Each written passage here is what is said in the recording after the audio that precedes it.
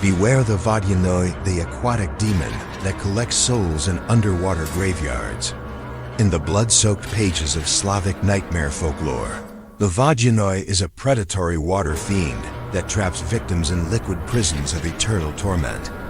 He manifests as a supernaturally beautiful young man with hypnotically flowing hair and a beard that conceals razor-sharp teeth.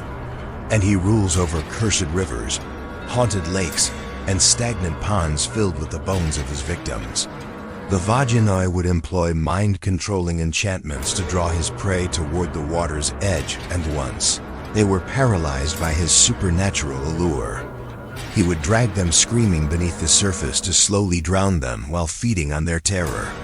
Sometimes he would assume the form of a breathtakingly seductive woman whose beauty masked her cannibalistic hunger, and she would use the same deadly tactics. But her victims were typically lonely fishermen who couldn't escape her soul-binding presence.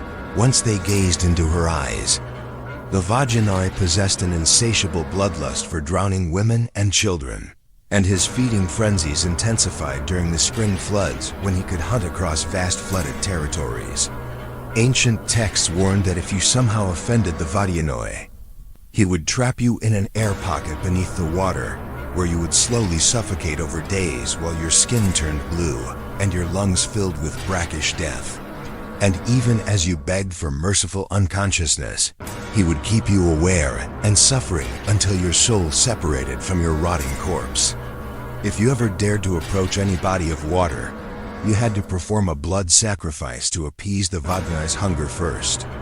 And if he temporarily spared your life, you had to offer him the souls of others in exchange for your temporary safety.